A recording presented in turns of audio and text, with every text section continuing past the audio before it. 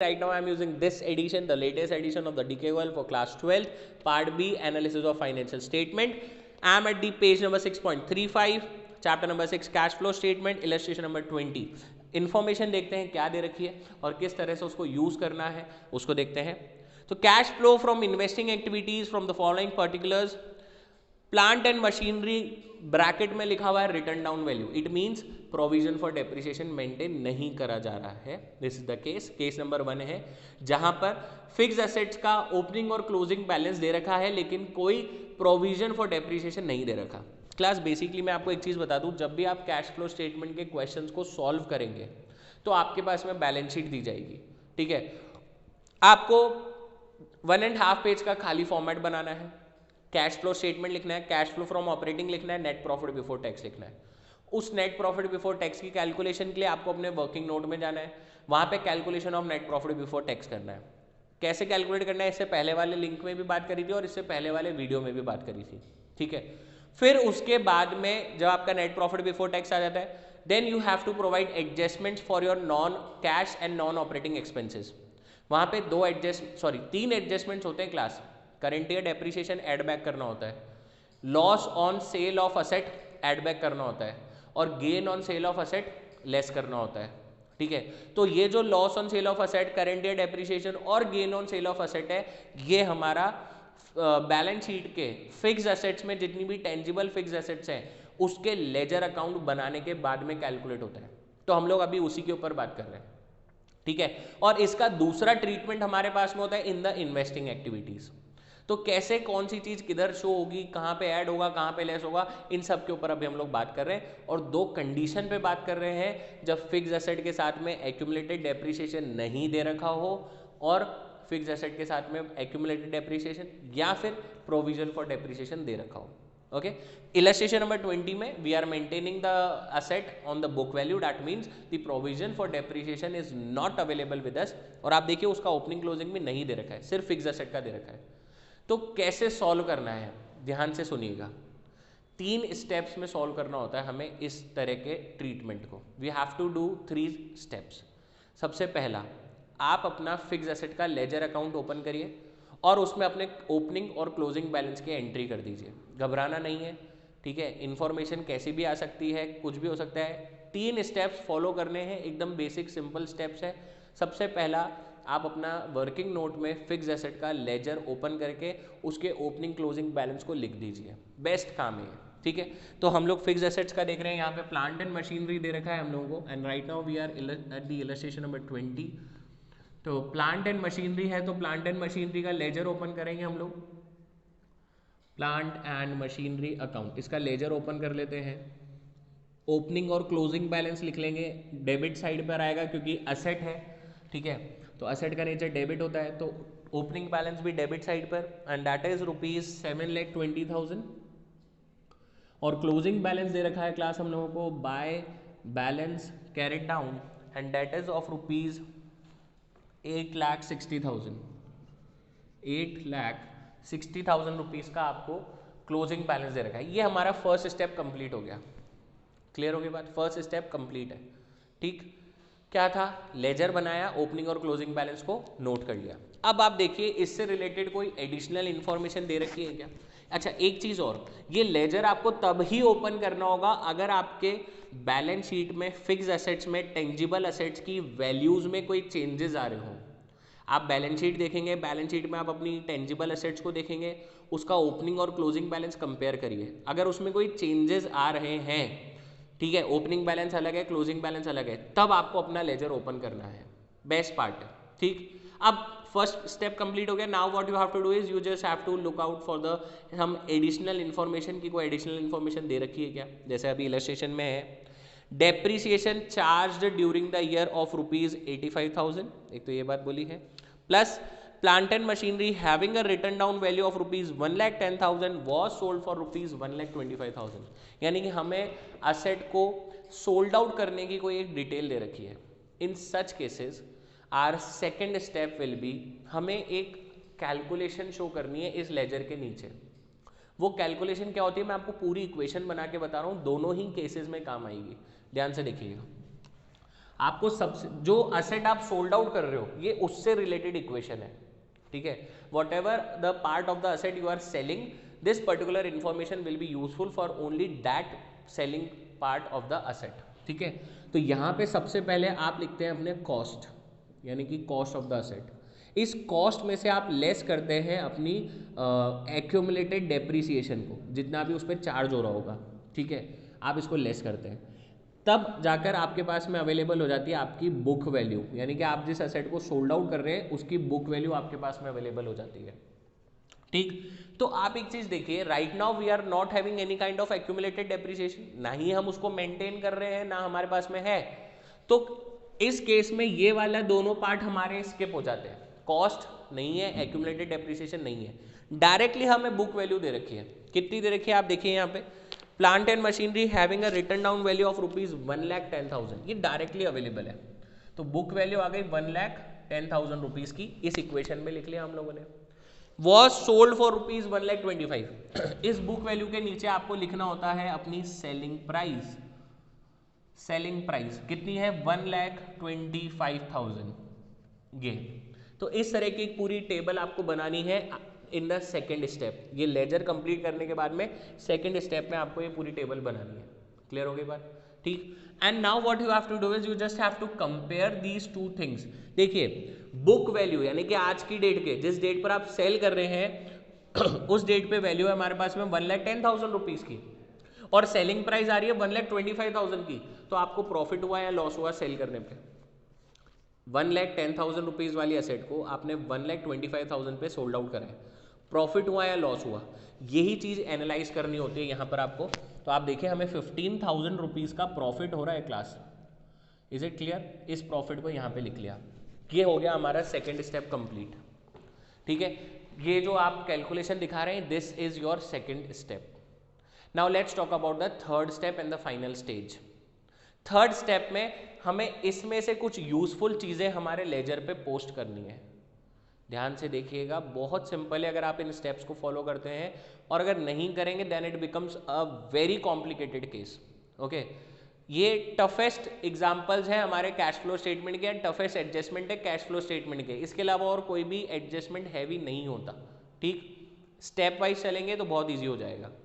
Opening closing balance लिखा और फिर उसके बाद में ये पूरी कैलकुलेशन हम लोगों ने कर ली। क्या करा, कॉस्ट लेस एक्यूमुलेटेड डेप्रिसिएशन अभी नहीं है, आगे वाले केसेस में, सेकंड वाले केस में आएगा। बुक वैल्यू दे रखी थी, सेलिंग प्राइस दे रखी थी, हमने हमारा प्रॉफिट या लॉस कैलकुलेट कर लिया। अब यहाँ से कुछ इंपॉर्टेंट चीज़ों को लेजर में पोस्ट करना है। क्या क्या चीज़ें उठाएंगे ध्यान से देखेंगे। सबसे पहले उठाइए आप अपनी सेलिंग प्राइस। सेलिंग प्राइस यानी कि आपने जो असेट को सोल्ड करा है। जब आप असेट को सेल करते हैं तब हमारे पास में एंट्री आती है bank account debit to asset. तो यानी कि यहाँ पर एंट्री आएगी bank account debit to plant and machinery. तो प्लांट एंड मशीनरी क्रेडिट हो रहा था, तो हमारे क्रेडिट कॉलम पे जाकर हम लिख लेंगे बाय बैंक, और अमाउंट आ जाएगा जो हमारी सेलिंग प्राइस थी, एंड दैट इज ऑफ ₹1,25,000। एक तो ये हो गया, यानी कि हमने हमारी सेलिंग प्राइस की पोस्टिंग तो कर दी। क्लियर है? And the next you have to pick from this part is you just have to take your profit or loss on sale of asset.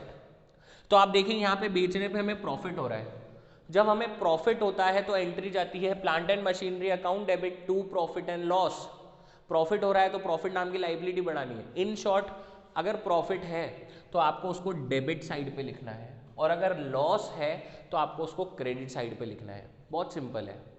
अगर इस कैलकुलेशन में हमें प्रॉफिट होता है तो हम उसको डेबिट वाली साइड पे लिखेंगे टू P&L करके, और अगर हमें लॉस होता है तो क्रेडिट वाली साइड पे लिखेंगे बाय P&L करके। ऑलराइट, तो अभी प्रॉफिट था तो यहाँ पे लिख लिया हम लोगों ने to P&L being profit on sale of asset. आप चाहो तो ब्रैकेट में इसका नरेशन दे सकते हो, एंड दैट इज ऑफ ₹15,000। तो 15,000 रुपीज़ का हमने हमारा प्रॉफिट भी रिकॉर्ड कर लिया, ठीक। इसके अलावा बुक वैल्यू को नहीं कंसिडर करना है, कॉस्ट को नहीं कंसिडर करना, एक्यूमुलेट डेप्रिसिएशन को कंसिडर करेंगे लेकिन जब हम लोग हमारा प्रोविजन फॉर डेप्रिसिएशन मेंटेन कर रहे होंगे तब। इस केस में नहीं करना, और है भी नहीं हमारे पास में। अगर इन केस ये अमाउंट दे भी रखे होते, ठीक है, तब भी हमें एक्यूमुलेटेड डेप्रिसिएशन कंसिडर अभी नहीं करना है। आप इसको कंसिडर सिर्फ तब करेंगे जब आप अपना एक्यूमुलेटेड डेप्रिसिएशन या फिर प्रोविजन फॉर डेप्रिसिएशन मेंटेन कर रहे होंगे। अभी नहीं कर रहे ना, तो अभी कंसिडर भी नहीं करना। हो गई बात खत्म। देखिए और कोई एडिशनल इन्फॉर्मेशन है क्या? आपको उसने करंट ईयर डेप्रिसिएशन दे रखा है, तो हम मेंटेन नहीं कर रहे हैं प्रोविजन, तो इसका मतलब हर साल का डेप्रिसिएशन इस असेट पर ही अप्लाई होगा। डेप्रिसिएशन की एंट्री होती है depreciation account debit to asset, तो यहाँ पर एंट्री बन जाएगी depreciation account debit to plant and machinery and the current year depreciation is of ₹85,000। तो यानी कि बाय साइड पर आपका करंट ईयर डेप्रिसिएशन आ जाएगा, bye depreciation amount will be ₹85,000। Clear हो गई बात? सारी इंफॉर्मेशन यूज कर ली हम लोगों ने। थर्ड स्टेप हो गया कंप्लीट। क्लियर है? फर्स्ट स्टेप पे लेजर बनाया, ओपनिंग और क्लोजिंग बैलेंस लिखा। सेकंड स्टेप पे ये वाली इक्वेशन बनाई, अगर आपको कोई सोल्ड करने की या अगर आपको बेचने की कोई एसेट के बारे में डिटेल दे रखी है तो इस वाली इक्वेशन को कंप्लीट करेंगे। और थर्ड स्टेप पे यहाँ से कुछ पोस्टिंग करेंगे और अगर एडिशनल इन्फॉर्मेशन में कुछ बचता है तो उसकी पोस्टिंग करेंगे। Is it clear? Alright, now what you have to do is, सारी इंफॉर्मेशन खत्म हो जाएगी तो लेजर बंद कर दो। सबसे best part, when you have utilized all of the information available in the question, then the next step what you have to follow is you just have to close your ledger account. Okay, and for closing of the ledger account आप देखिए कि closing balance ज़्यादा किधर आ सकता है। इधर आ रहा है 860, 125 प्लस 85। Is it clear? तो यहाँ का टोटल जो आ रहा है क्लास हम लोगों के पास में दैट इज ₹10,70,000। ये हमारा टोटल आ रहा है, तो यहाँ का टोटल भी आना चाहिए था क्लास 10,70,000। क्लियर हो गई बात? ये एक सेपरेट कैलकुलेशन चल रही है। Is it clear? ओके, अब बैलेंसिंग फिगर कैलकुलेट करना है। तो बैलेंसिंग फिगर आ रहा है हम लोगों का डेबिट वाले कॉलम पे, डेबिट कॉलम पे बैलेंसिंग फिगर आ रहा है और वो आ रहा है क्लास हम लोगों के पास में 3,35,000। 3,35,000 का बैलेंसिंग फिगर आ रहा है। इस बैलेंसिंग फिगर को आप क्या कंसिडर करेंगे, ध्यान से सुनना। अगर आपका बैलेंसिंग फिगर डेबिट कॉलम में आता है जैसे कि अभी आ रहा है, तो दो केसेस होते हैं। या तो हम इसको मानेंगे profit on sale of asset, और या फिर हम इसको मानेंगे परचेज, यानी कि हम लोगों ने करंट ईयर में कोई असेट को परचेज करा है। क्लियर हो गई बात? तो अब आप एक चीज देखिए, अब आप बोलोगे सर हमें कैसे पता चलेगा क्या मानना है? तो just look at this side, आपके पास में बैलेंसिंग फिगर डेबिट में आया और यहाँ पे प्रॉफिट ऑलरेडी दे रखा है, तो इसका मतलब हम लोग इसको क्या मानेंगे, परचेज ही मानना पड़ेगा। ठीक है, तो यहाँ पे आप इसको बोल देंगे to bank, and this will be the balancing figure being asset purchase during the year, being asset purchase. Is it clear? Okay, इस बैलेंसिंग फिगर से रिलेटेड कुछ और भी बातें हैं, वो भी सुन लीजिए। ठीक है, अगर डेबिट कॉलम पे बैलेंसिंग फिगर आता है तो दो ऑप्शन है, या तो आप उसको profit on sale of asset मानोगे या फिर आप उसको टू बैंक यानी कि असेट परचेज मानोगे। ये तो डेबिट कॉलम की बात हो गई। ठीक, if you talk about credit column, अगर क्रेडिट कॉलम पे बैलेंसिंग फिगर्स आते हैं तो यहाँ पे हमारे पास में तीन ऑप्शन है। बैलेंसिंग फिगर को तीन ऑप्शन कंसिडर करा जा सकता है। क्या क्या है? या तो आप उसको मानोगे बाय बैंक यानी कि asset sold during the year, या फिर आप उसको मानोगे बाय डेप्रिसिएशन यानी कि करंट ईयर डेप्रिसिएशन, और या फिर आप उसको मानोगे बाय P&L यानी कि loss on sale of asset. ये तीन ऑप्शन होते हैं हमारे पास में। Now the question arises, sir हमें कैसे पता चलेगा कि हमें क्या मानना है? ठीक है, तो एक चीज का ध्यान रखना, वो आपको कोई भी दो चीजें अवेलेबल कराएगा क्वेश्चन के अंदर। ठीक है, अगर बैलेंसिंग फिगर क्रेडिट साइड पर आना है, ठीक है, तो फिर कोई भी दो चीजें out of these three items कोई भी दो चीजें अवेलेबल करा दी जाएंगी। या तो आपको बैंक का अमाउंट अवेलेबल हो जाएगा, या करंट ईयर डेप्रिसिएशन हो जाएगा, या फिर आपको loss on sale of asset हो जाएगा। और थोड़ा सा दिमाग हमें भी लगाना है कि भाई अगर आपको प्रॉफिट हो रहा है सेल करने पे तो लॉस तो अवेलेबल नहीं हो सकता। ठीक है, अगर आपको इधर फिर भी ऑप्शन आ रहा है और प्रॉफिट दे रखा है तो लॉस वाला ऑप्शन तो वैसे भी खत्म हो गया। अब बचा क्या? या तो डेप्रिसिएशन या फिर बैंक, तो दोनों में से कोई एक चीज दे देगा, और बैलेंसिंग फिगर इधर आ रहा है तो थर्ड आइटम कंसिडर करा जा सकता है। Is it clear? okay, and we are having some very good illustrations on this particular topic, illustration number 20, 21, 22 and illustration number 23 सब इसी तरीके के टॉपिक्स पे हैं, दोनों साइड के बैलेंसिंग फिगर्स के इलस्ट्रेशन हैं, आप उसको देखिए। अब हम बात कर लेते हैं एक बार कि ये तो हमने एडजस्टमेंट करा, मेन बात ये आती है कि हमें कैश फ्लो स्टेटमेंट में कौन सी चीज़ को कहाँ पे कंसिडर करना है, ये सबसे मेन पार्ट है, ठीक है। तो एक ही लेजर से देखिए कहाँ कहाँ पे कौन कौन सी चीज़ें जानी है, ध्यान से देखिएगा, सुनना। सबसे पहला जाएगा आपका ये करंट ईयर डेप्रिसिएशन। ये करंट ईयर डेप्रिसिएशन आपका ऑपरेटिंग एक्टिविटी में ऐड हो जाएगा। कहाँ पर होगा? Net profit before tax calculate कर लिया, उसके बाद में adjustment for non operating and non cash expense, वहां पर आपको उसको ऐड करना है, ऐड करंट ईयर डेप्रिसिएशन, यहां से निकल कर आएगा लेजर अकाउंट से। क्लियर हो गई बात? उसके अलावा ये जो आपका profit on sale of asset था, 2P&L वाला जो आइटम है profit on sale of asset, ये भी आपका ऑपरेटिंग एक्टिविटी में लेस हो जाएगा, ऑपरेटिंग एक्टिविटी में जाएगा लेकिन ये लेस हो जाएगा। क्यों? क्योंकि ये नॉन ऑपरेटिंग इनकम है, gain on sale of asset, और अगर यहाँ पे loss on sale of asset होता तो वो ऑपरेटिंग एक्टिविटी में ऐड हो जाता। Is it clear? ओके, तो एक तो ये हो गया बाय करंट ईयर डेप्रिसिएशन, एक प्रॉफिट हो गया। अब बचे ये बाय बैंक और ये टू बैंक। तो ये जो बाय बैंक है ये आपका इन्वेस्टिंग एक्टिविटी का पार्ट है। इन्वेस्टिंग एक्टिविटी में असेट सोल्ड के नाम से दिखाओगे और इसको आप कैश का इनफ्लो दिखाओगे, this is the inflow of cash. तो इसको हम लोग क्या करेंगे? ऐड करेंगे इन्वेस्टिंग एक्टिविटीज में, ठीक है। और इधर से ये जो आपका टू बैंक है, ये जो टू बैंक गया आपका टू बैंक, ये वापस से आपका इन्वेस्टिंग एक्टिविटी का ही पार्ट है, ठीक है, इन्वेस्टिंग एक्टिविटी से बिलोंग करेगा। और इसको आप दिखाओगे आउटफ्लो ऑफ कैश, आउटफ्लो है तो आप इसको लेस करके दिखाओगे, being asset sold during asset purchased during the year. Clear है बात? तो एक तो बाय बैंक इन्वेस्टिंग एक्टिविटी में जाएगा असेट सोल्ड के नाम से, ठीक है, इनफ्लो है तो ऐड करना है। एक टू बैंक इन्वेस्टिंग एक्टिविटी में जाएगा असेट परचेज के नाम से, आउटफ्लो है तो लेस करना है। तो देखिए एक ही लेजर अकाउंट से हमारे कैश फ्लो स्टेटमेंट की कितनी सारी चीजें अवेलेबल हो गई हमारे पास में, बाय बैंक, बाय डेप्रिसिएशन, ठीक है, 2P&L और टू बैंक, चार चीजें हम लोगों ने इसमें से कैलकुलेट करी है। तो इसलिए ये एडजस्टमेंट बहुत इंपॉर्टेंट होता है और 90% चांसेस आर देयर कि adjustment related to fixed assets आपको क्वेश्चन में दिया जाएगा। क्लियर है बात? इजी स्टेप्स है, 3 स्टेप पे वर्किंग करनी है हम लोगों को। सबसे पहले लेजर बनाना है, ओपनिंग क्लोजिंग बैलेंस लिखना है, खत्म। सेकेंड स्टेप पे आप देखिए, अगर आपको कोई बेचने से रिलेटेड डिटेल दे रखी है तो आप इस तरीके की एक इक्वेशन प्रिपेयर करेंगे। थर्ड स्टेप पर इस इक्वेशन में से जो भी चीज़ें उठानी है उसकी पोस्टिंग करेंगे और फिर उसके बाद में बैलेंसिंग फिगर्स को कैलकुलेट करेंगे by just closing your ledgers. Clear हो गई बात? Okay, now let's start with our second type of adjustment for fixed assets, जिसमें आपको प्रोविजन फॉर डेप्रिसिएशन मेंटेन कर रखा होगा। तो उसको देख लेते हैं अब हम लोग,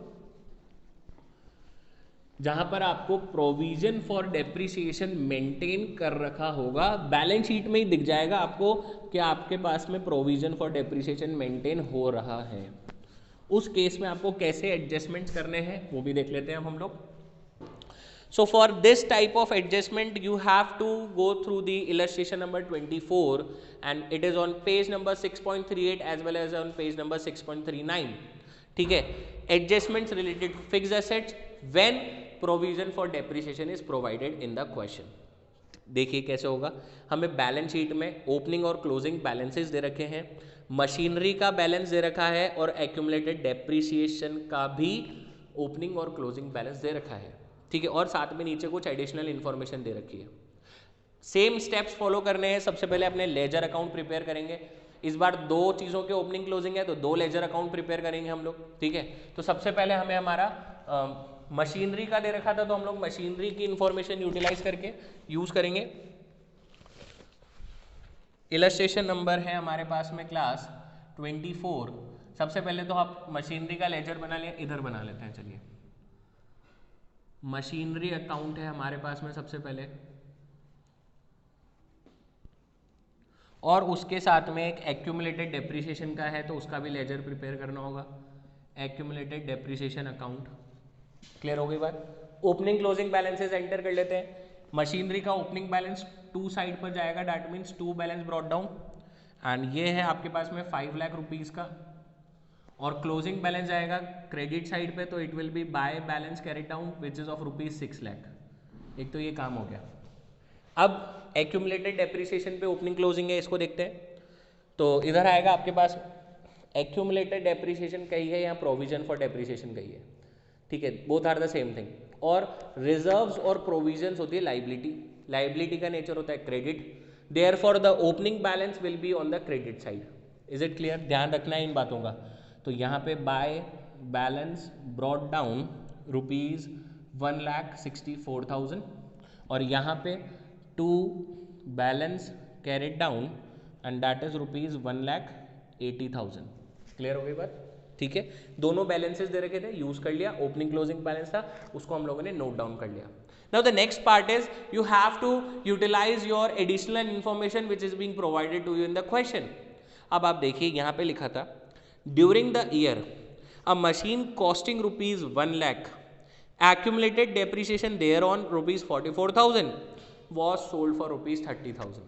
तो सेकेंड स्टेप क्या था, वो इक्वेशन मेंटेन करनी है आपको। तो इक्वेशन बनाते हैं। इक्वेशन में सबसे पहली चीज़ क्या करनी है, कॉस्ट लिखनी है। तो यहाँ लिखेंगे हम लोग हमारी कॉस्ट। कॉस्ट कितनी है, जो आप मशीन सोल्ड कर रहे हैं उसकी कॉस्ट कितनी है, 1 लाख रुपीज़ की है। इसमें से आपको लेस करना है आपका एक्यूमुलेटेड डेप्रीसिएशन। कितना है एक्यूमुलेटेड डेप्रीसिएशन, देखिए 44,000 रुपीज़ का दे रखा है क्लास। तो ये करने के बाद आपके पास में क्या आ जाएगा, आपकी बुक वैल्यू आ जाती है। देखिए 1 lakh minus 40 will be 60 and minus 4,000 will be 56,000। ये आपकी बुक वैल्यू आ गई जो हम लोगों ने कैलकुलेट करी है। ओके, अब इस बुक वैल्यू को आपको कंपेयर करना है अपनी सेलिंग प्राइस से। तो आपकी सेलिंग प्राइस कितनी दे रखी थी यहाँ पे, सेलिंग प्राइस इज ₹30,000। देखिए आपने 56,000 रुपीज़ वाली एसेट को 30,000 रुपीज़ में सोल्ड आउट करा है, तो आपको प्रॉफिट होगा या लॉस होगा, बस यही एनालाइज करना है हमें। ठीक है, तो यहाँ पे हमें 26,000 रुपीज़ का लॉस हो रहा है क्लास, और इसको लिख के बस छोड़ देंगे।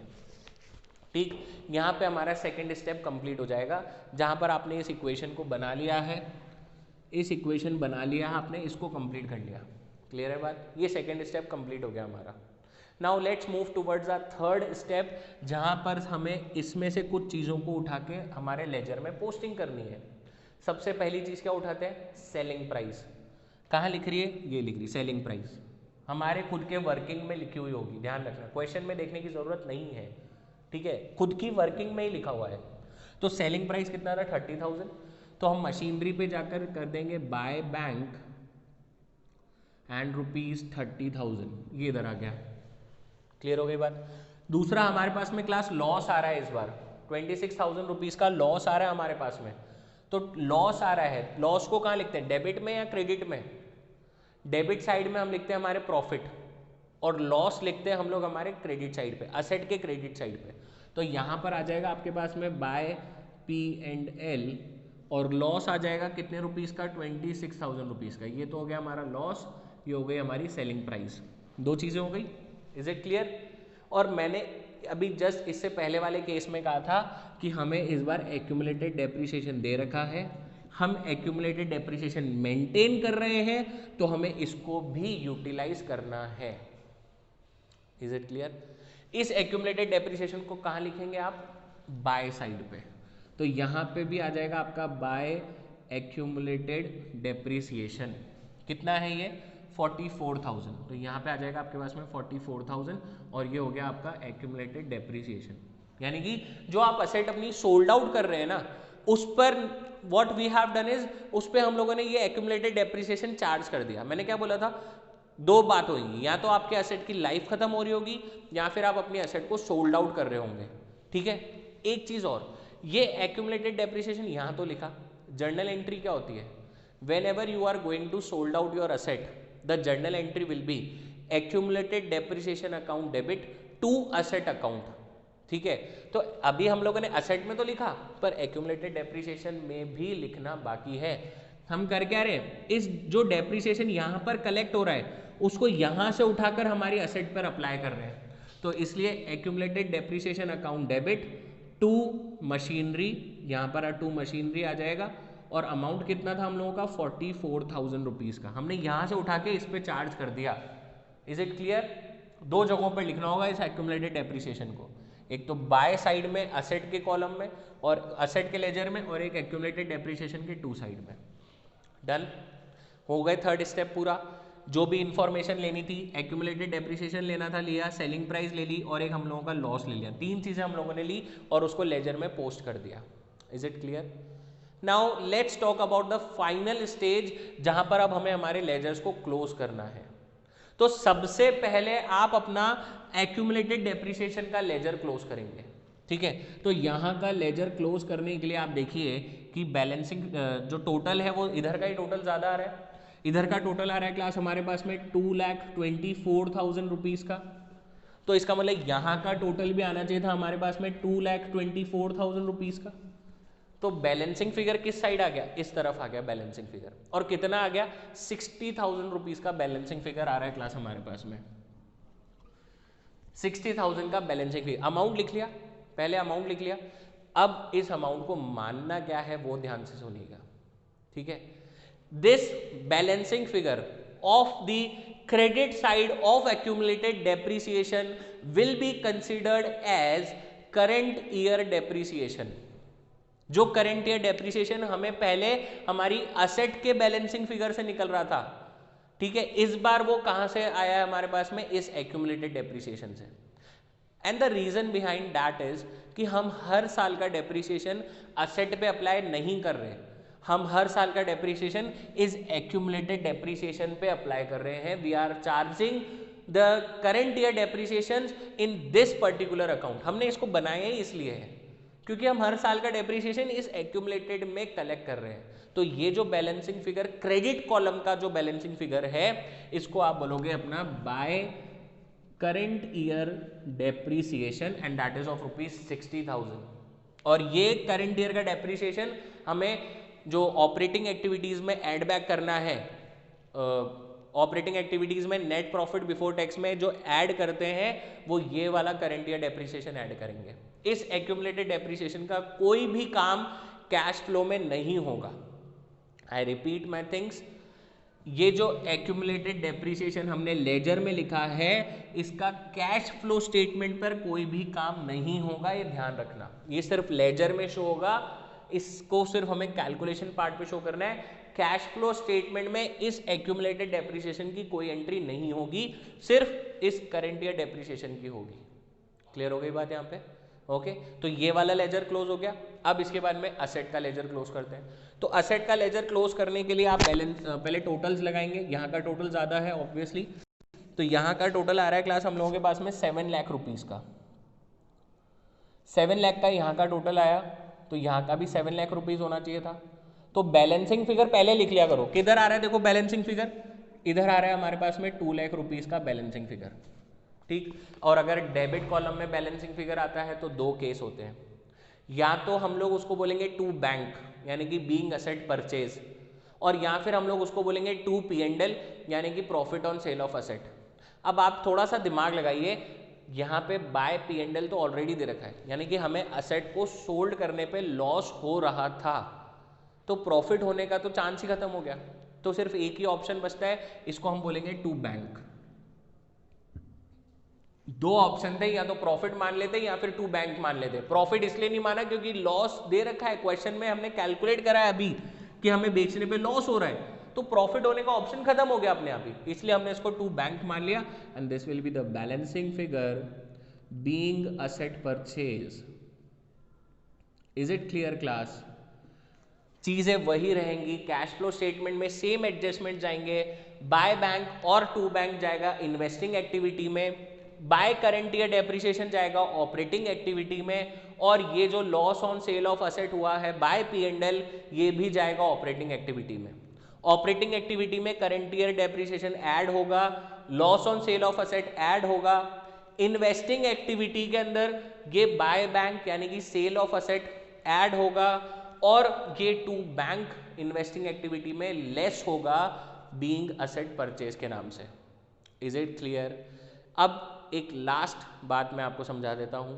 अगर क्वेश्चन को टफ करना होता है, ठीक है, तब आपको क्या होगा, इस असेट पे लगने वाला जो डेप्रिसिएशन दिया था ना ये 44,000 का, ये नहीं देंगे, इसकी जगह पर आपको दे देंगे करंट ईयर डेप्रिसिएशन। अब यहाँ पे थोड़ा सा घूम जाएगी बात, देखिए सुनिए, अगर आपको असेट पे लगने वाला डेप्रिसिएशन नहीं दे रहे हैं तो हम इस इक्वेशन को कंप्लीट नहीं कर पाएंगे। ऐसे में क्या करिए, आप अपना लेजर बना लीजिए, दोनों लेजर बना लिए, ओपनिंग क्लोजिंग लिख लिया, करंट ईयर डेप्रिसिएशन दे रखा है ना, तो इस करंट ईयर डेप्रिसिएशन को यहाँ पे पोस्टिंग करके और असेट पे लगने वाला डेप्रिसिएशन बैलेंसिंग फिगर से कैलकुलेट कर लीजिए। यानी कि पहले इस लेजर को क्लोज करेंगे, असेट पे लगने वाला डेप्रिसिएशन बैलेंसिंग फिगर से कैलकुलेट करेंगे, फिर इस इक्वेशन को कंप्लीट करेंगे और फिर इस असेट अकाउंट को कंप्लीट करेंगे। ये हाईएस्ट लेवल हो सकता है कैश फ्लो स्टेटमेंट में फिक्स एसेट्स के एडजस्टमेंट का, इससे ऊपर कोई एडजस्टमेंट नहीं हो सकता। क्या कि हमें करंट ईयर डेप्रिसिएशन दे दिया, असेट पे लगने वाला डेप्रिसिएशन नहीं दिया, तो उसका भी ट्रीटमेंट मैंने आपको समझा दिया है। Is it clear? Okay, so this was all about the adjustments related to fix assets. अब कुछ बातें हैं, कुछ इलस्ट्रेशंस हैं, ठीक है, जो इसमें प्रॉपर्ली इन्वेस्टिंग एक्टिविटीज बता रखी हैं और प्रॉपर्ली फाइनेंसिंग एक्टिविटीज बता रखी हैं, जिसमें आपको interest paid, interest received, dividend paid और डिविडेंड रिसीव से रिलेटेड इंफॉर्मेशन दे रखी है। मैं सिर्फ एक बात बताऊंगा, अगर आपको क्वेश्चन में रेट ऑफ इंटरेस्ट या फिर रेट ऑफ डिविडेंड दे रखा है, चाहे वो लॉन्ग टर्म बोरोइंग्स पे हो, चाहे वो नॉन करेंट इन्वेस्टमेंट्स पे हो, तो फिर आपको उस रेट का यूज करना है और आपका interest received, interest paid, dividend received या फिर डिविडेंड पेड कैलकुलेट करना है, पहली चीज। और आप साथ में देखिए कि नीचे एडिशनल इंफॉर्मेशन में आपको कोई date of issue, date of purchase दे रखा है क्या, उस तो अगर दे रखा होगा तो उस डेट को भी कंसिडर करना है। आप जब इलस्ट्रेशंस देखेंगे आपको समझ में आ जाएगी चीजें। Okay, so this was all about for the cash flow statement. I wish you all the very best for this particular chapter. आप इसके इलस्ट्रेशंस की प्रैक्टिस करिए। इंडिविजुअल एडजस्टमेंट्स हम लोगों ने डील कर लिए हैं, हम लोगों ने प्रॉपर वे में operating activity, investing activity, financing activity के बारे में बात करी है। और अगर आपको इन्वेस्टिंग और फाइनेंसिंग अलग से समझनी है तो डीके गोयल में बहुत प्रॉपर वे में इलस्ट्रेशंस दे रखे हैं, सेपरेटली इलस्ट्रेशंस है ऑपरेटिंग के, इन्वेस्टिंग के और फाइनेंसिंग के। और उसके बाद में फिर तीनों एक्टिविटीज़ को मर्ज करके पूरा कैश फ्लो बना रखा है, जो कि 6 मार्क्स में बोर्ड एग्जाम्स में आएगा और 6 मार्क्स में बोर्ड एग्जाम्स के प्रैक्टिकल में रिटर्न पार्ट पर आएगा। So you have to go through that. Is it clear class? So stay home, stay safe, thank you.